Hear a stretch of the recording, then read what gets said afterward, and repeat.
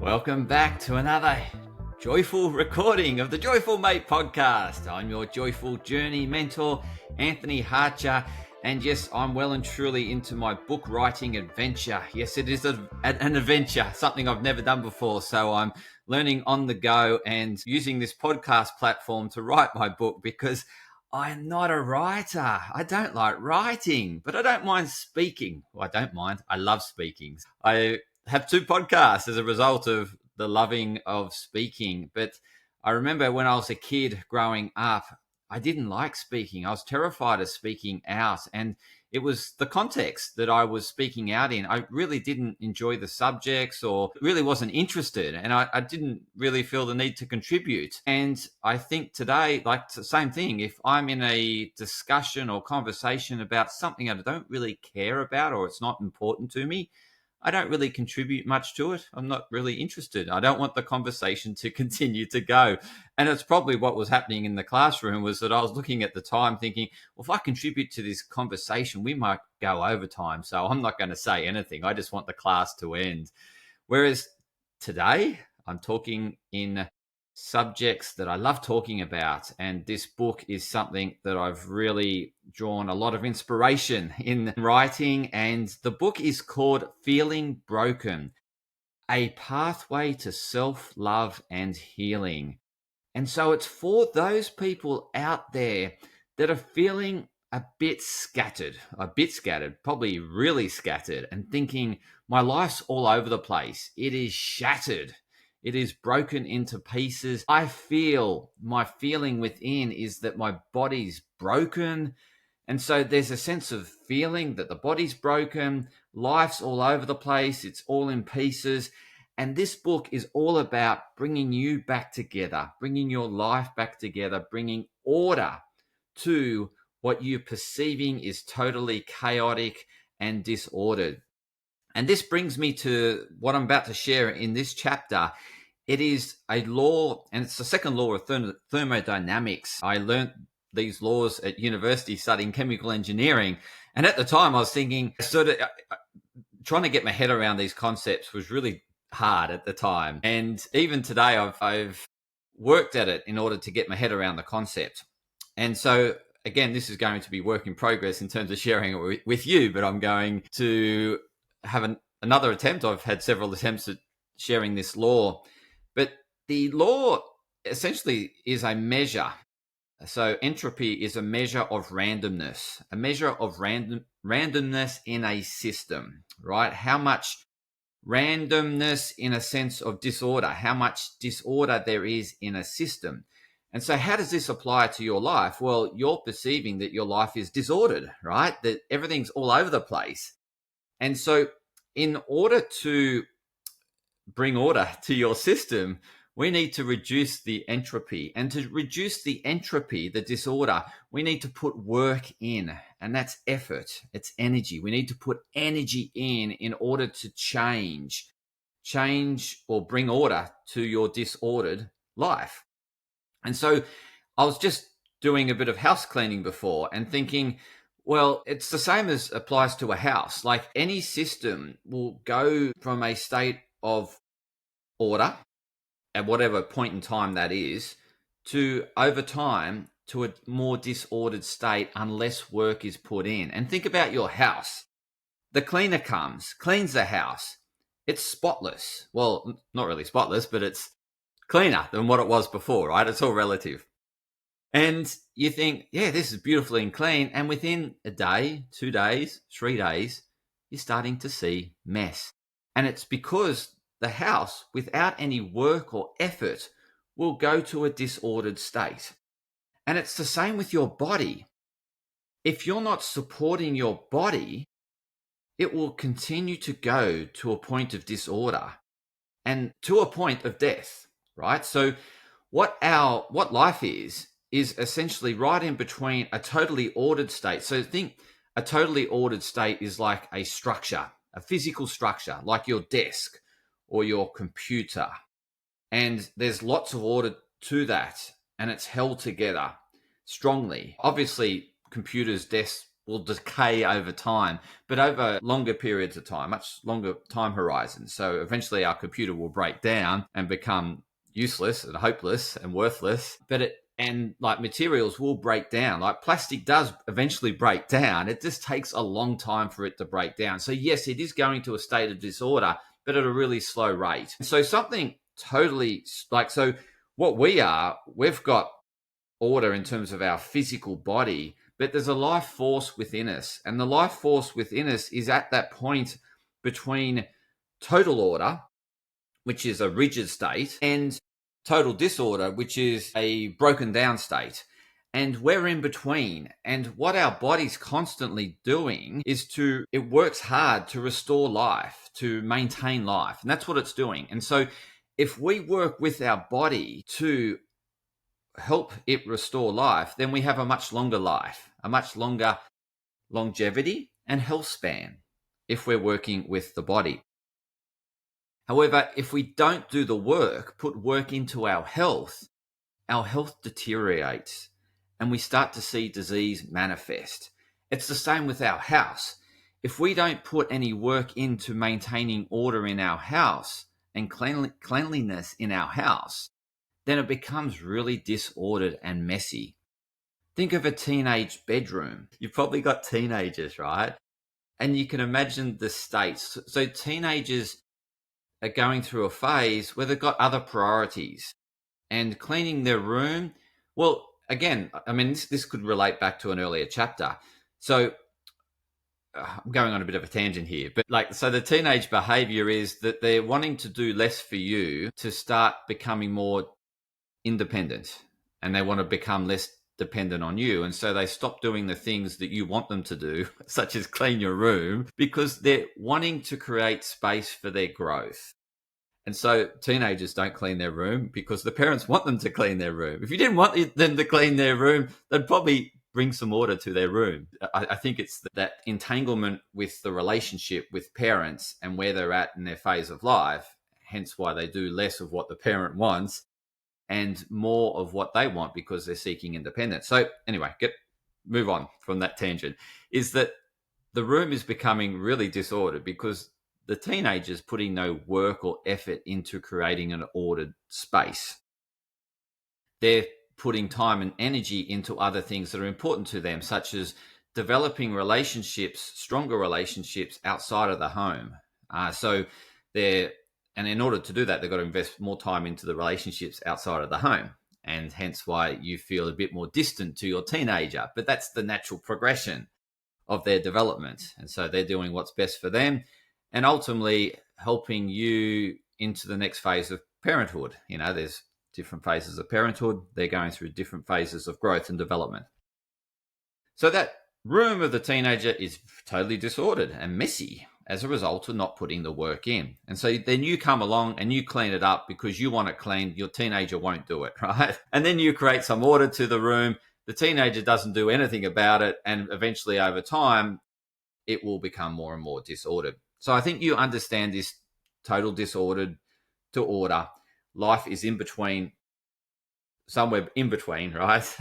And the more we can support and like this, so not only it ties into physical health, it also ties into mental health. So if we're not putting work into our mind in terms of reflection, so what happens with our mind? So I've spoken about the physical body. Let me just wrap that up, is that, we need to support our physical body in order to maintain life, health span, longevity. And that's requiring you to put time and energy into your health. If you don't, it just deteriorates and disease will catch up with you. And same with the mind, right? So your feeling that you're scattered and things are everywhere is a result of allowing that to happen. In essence, it's not putting the work into restoring order to your mind. How do we restore order to our mind? We need to do more reflective practices. Hence why there's a wave of mindfulness, right? Being more mindful. And what that is creating space for reflection, creating space for stillness, creating space to connect with self. And so in today's world, you can see why this happens is because we are in pursuit of shiny objects and always chasing the next thing, right? And so that results in excessive busyness. In terms of technology, we're so disrupted with all the pings and dings and messages that come in that it's, again, scattering our thoughts, and we got too much on. We're not closing enough. And so what we need to do is put work into the mind. We need to shut out certain things. So what I've done in order to create quietness and to help create order in my mind is that I turn off all notifications. But that comes with consequences. I do miss things, right? But I'm willing to miss the odd thing in order to have general order in my mind. So most of the time, all things are humming, and then I have occasionally missed the appointment or whatever, or stuff something up as a result of not having pings coming in. But generally, it really works well for me because I'm allowing focus work. I'm allowing me to work on what's right for me as opposed to all the disruptions of what other people want.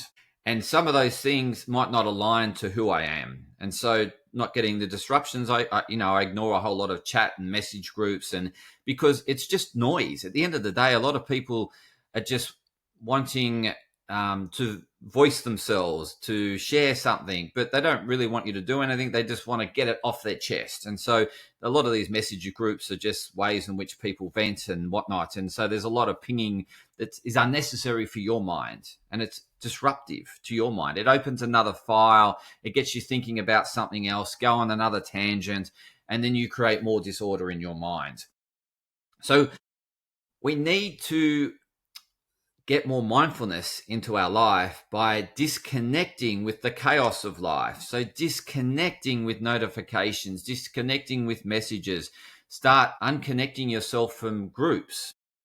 And so people will just set up groups all the time, and they might serve a purpose for a time, point in time, but you don't need to continue your membership of that group if it's no longer serving you. If it's providing a benefit, then absolutely stay a member. If it's not benefiting you, but you're not willing to close that group down because you're worrying about offending someone, that is allowing disorder to continue in your mind, because you get pings and notifications about things you don't even care about, and disrupts your train of thought and disrupts your focus work. So start questioning about everything you're receiving, even into your email inbox. So you want to think, is this adding value, this email? Am I opening, if you're just deleting emails and not even opening them, you want to unsubscribe. Let them know that you're not interested. It actually helps the other person because they pay some sort of fee for every member they have on their list, right? So it's costing them. And so if you're not interested, not opening it, never going to buy anything from them, let them know that. It actually helps them. So start doing that to your email. Start to unclutter your email. Block things that you don't want coming in. Set up the filters. It's worth putting the time and energy setting up the filters and unsubscribing, because it's creating order over the longer term for you. Same with message groups. So WhatsApp, shut it down. The groups that are no longer benefiting you or you're no longer interested in, unsubscribe or remove it, delete the chat, archive it, whatever it might take, right? And so all these little practices, yes, requiring a bit of time and energy, but it's time and energy and bringing order to your mind. It's really helping you feel more whole, feel more complete, feel more on purpose, more doing what's right for you, as opposed to being scattered everywhere and not really doing anything. So we need to put the energy and time into creating order in the mind. If we don't do it, it's not going to be done, and more chaos happens in the mind. And this results in anxiety. Anxiety is just all these open files in your mind and feeling all over the place and getting scattered because you're not spending the time to put order and actually questioning thoughts. Like, you're just allowing the thoughts to run and manifest into disaster and drama and worse than what the actuality is. If we pick up thoughts, question question it, we realize that it's a bit delusional and we let it go. So we can stop these trains, these patterns of thinking by reflecting on that thought and questioning the thought and testing probabilities and possibilities around these scenarios that you're making up into your head. So it requires time invested into self to unravel and bring order to the mess in your mind. So if you want to create an ordered mind and feel more coherent and in a state of flow, it requires time and energy invested. And that's reflective time. And that means you're not busy. So you need to create space in your diary. You need to say no to things in your diary. You need to block out time to what's important for you. And obviously, this is important to you because you wouldn't be listening to this episode if it wasn't important to you in terms of finding, you're looking for order. If you want to experience more joy and fulfillment in life, then you need to work on creating the order in your brain. And so each chapter of my book has reflective exercises, and that's bringing order to your mind. It's bringing order to your life. It's making you feel more complete and less shattered. So we don't want the disorder to prevail by you not putting the work in and reducing the entropy in your system. So I hope this has helped in terms of it. Nothing will change unless you invest the time and energy. You need to put the work in order for things to change. Otherwise, the second law of thermodynamics will prevail and your brain will go from a state of somewhat coherence and order to a total mess and disorder and just a big messy ball of mess, right? A big bowl of spaghetti in your brain. If you want a beautiful looking bowl of spaghetti, you need to put time and energy like the chef does in terms of the presentation of that bowl. So put the time and energy in, invest time into doing the reflective exercises at the end of each chapter of this book, and allow more order to come into your life. Yes, it requires work. And yes, you're listening to this episode or reading this book as a result of wanting change in your life, wanting a more wholesome, more integrated life, and less shattered, scattered, and dismembered and anxious life. It requires time and energy. Invest it wisely by looking after your mind. Invest time into creating order into your mind by putting aside the time. If you found this episode, this book chapter valuable to you, please share it with others. And yes, you can buy a copy of the book. Pre-sales are on sale now at 50% discount. You can get a 50% discount on the book that will be published at the end of the year. I'm working hard on it. But if you do the pre-sales, you get a whole lot more. You get bonus content, bonus material. You get to be part of a community. So go to joyfulmate.com, buy the book now at a 50% discount, and you'll get so much more order and coherence and feel wholesome and in a direction that you've always wanted to go in by joining the Joyful Mate movement. Thank you.